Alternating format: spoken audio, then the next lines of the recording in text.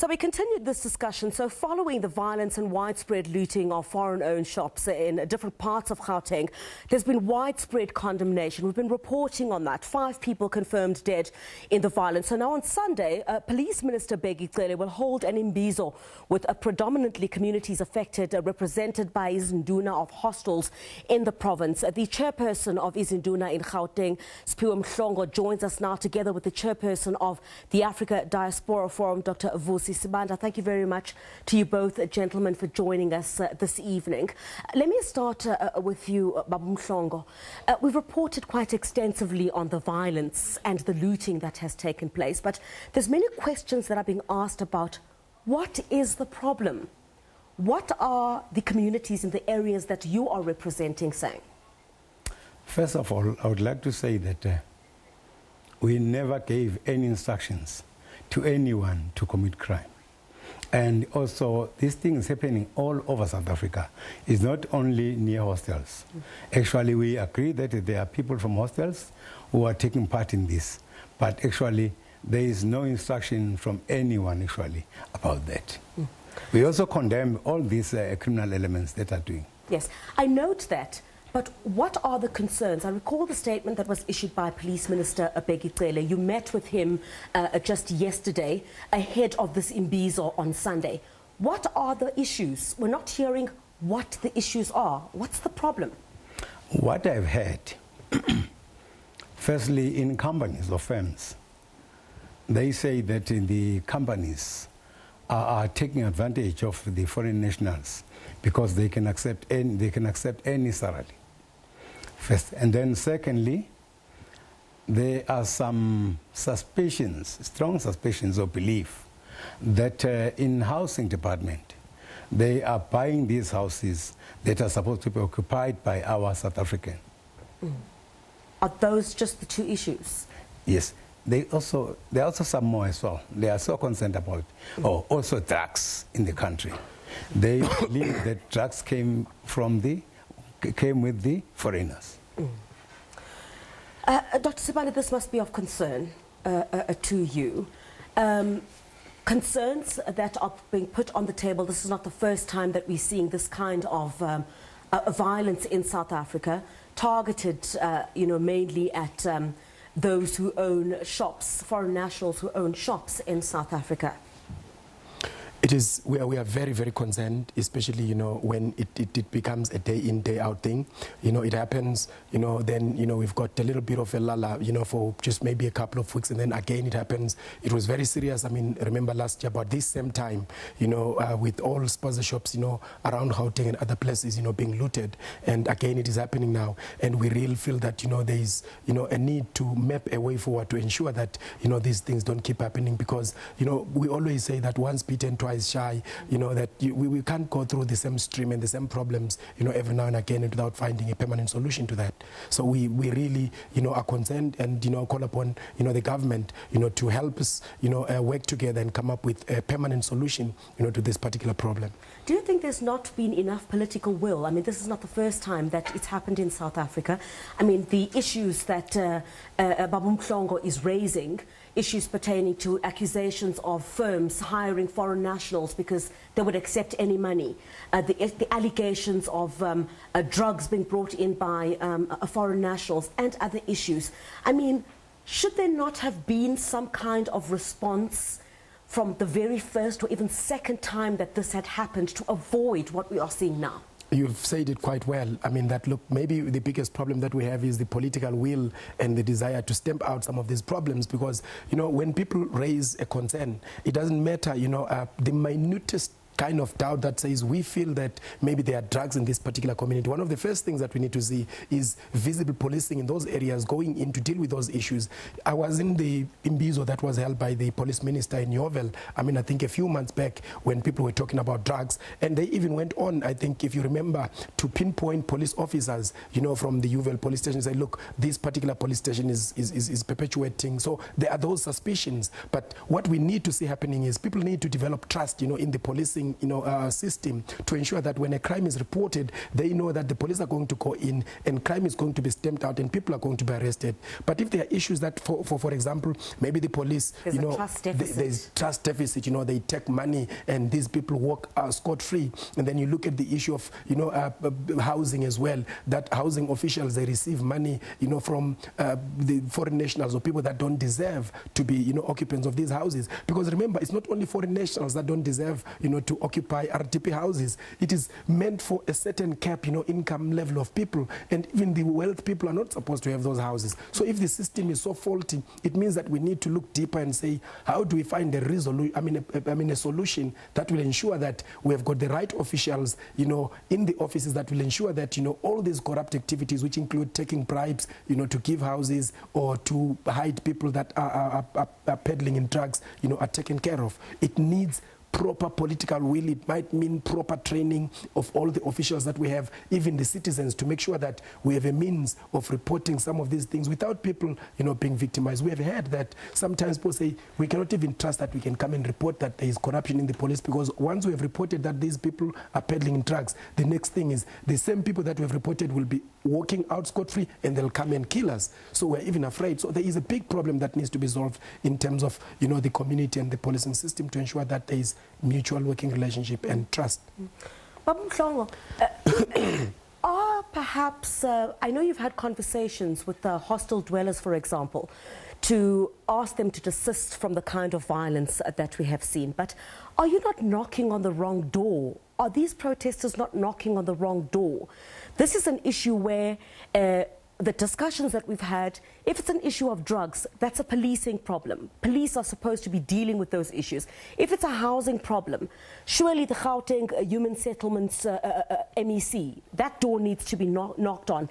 If there's an issue of accusations of foreign nationals being chosen over South Africans to work in certain companies, surely that should be addressed with certain government departments so that government can respond to those issues. Not the looting of foreign-owned shops and people being killed, bringing the number now to 7. First of all, I would like to inform you that we prefer to be referred to as hostel residents, not dwellers as such, actually. Thank you very much. Because hostel has been existing for long now. Now, I would like to come to your question. If I could understand you well, the government, all concerned departments actually are to blame for this. As I have mentioned earlier on, that it's about housing, it's about jobs, it's about drugs. The government must actually engage with people and come to a better solution, even if it's amicable whatsoever, but the government must be tough on that as well. So the government is actually dividing the South Africans. That is why there was so chaos. But we also condemn all sort of crime. We also condemn the looting, burning, and all these things. As leaders, we condemn that. I see there's been, a lot of reduction in the kind of violence that we have seen. Police Minister Bheki Cele was in conversation with you yesterday as a representative of all the Izinduna in Johannesburg. Yes. And this Imbizo comes on Sunday. I saw there was a bit of resistance by some of, those living in the hostels when he got there. I mean, is there going to be any solution to this issue? Because obviously, one of the key issues that would need to begin with is to stop the actual violence itself. What I understood is that they were demanding that they need a solution by then at that time. But actually, Cele said that we shall come back next week. And also we agreed on that actually, because there was not enough time to talk to them as well. So this weekend, we'll be talking to them as well. But their concern was that they want solution now, which was impossible. Doc, I think, what ripple effect would this have? Because, I mean, my colleague Francis Hurd was just speaking to the Dean of Ambassadors now, Mr. Ben Mpoko, and you can see already this has now moved from what is happening in South Africa to South African businesses being attacked on some parts of the continent, and concern for the safety of some South Africans in those countries. So the ripple effect that it might have in that you have Africans against Africans in a fight where it seems a solution would come from government? I think, thank you for actually, raising that, because the biggest problem that we have now is we've got the poorest of the poorest. I mean, I think that's a very common term that we have had, being pitted against each other. Because if you look at how South Africans and the migrant community have lived together over the years, you look at the intermarriages, that take place. I mean, earlier we had a conversation, where, a Nigerian journalist was saying, look, I think people have got maybe a strong sentiment against, Nigerians. I said, look, sentiments, we all have sentiments. We all have views. Even in our neighborhood, even if people are all South Africans, they feel like, I don't like this person for whatever reason. But the resolution is never the physical fight and the killing that we see. There is something wrong that is probably systemic that we need to deal with and look at, because where we are right now, we can see that people are muting ideas that, we need other African countries to begin, to disinvest in South Africa. We have seen, I think about last week, that a lot of foreign investors, we're starting to sell the bonds. And I mean, I think if we're looking at the World Economic Forum report, it was also saying even South Africans are doing that. So South Africa has always been a preferred investment center. But once, there is chaos and there is lawlessness, one of the things that will repel investors is lawlessness. Once people begin to feel that, okay, these people can fight on their own, even if they're Africans, even those that are investing lots of money from Europe or wherever, they'll obviously say, what will happen tomorrow if these people decide, to fight against us? So it means we're going to lose our investment. We'll have the ratings agency very soon, probably rating South Africa to junk status. And South Africa is currently remaining as the beacon of Africa, that we're all proud, to have South Africa in terms of its democratic principles and in terms of, it as an investment center. So we are very sad, when we see, other countries like Nigeria and Zambia beginning to retaliate, in this kind of way, because we would also want to say, look, maybe, let's not move too fast on this thing, because we believe that the solution lies with the leadership here in South Africa, and it's not too late to do that. Even when I heard, the Premier saying we might need to call the army, I personally don't even believe that this situation is ripe for the army to come in, because I don't think that the number of people that are behind, these attacks and lootings, make even a quarter of the South African population, even a tenth thereof. I think that there are a very small number of people that, for whatever reason, need to be taken, to task in terms of the law, and order is going to prevail in the country. We really don't need this as Africa. We don't need to be at each other's throats. We don't need to be accusing each other. We need to sit down and resolve these problems and say, even if the migrants were not here, would we really see, the problems that we're talking about completely going away? It's probably not true. I mean, we've had people have, for example, views and say, for example, Nyaope comes from Nigeria. But I think if we all know, we know that Nyaope was, comes from here, and Wunga, I think, that, it comes from ARVs and whatnot what. So some of the things that are saying are all sentiments, but they do not have to culminate into the extreme where people are killed so mercilessly, stone someone to death, hit them with a plank or metal, I mean, as if, you were hitting a snake. I think that is just gone too serious extremes, and what we need is the political leadership, the government to step up and say, we will not condone this, let's have order. The reason why we have governments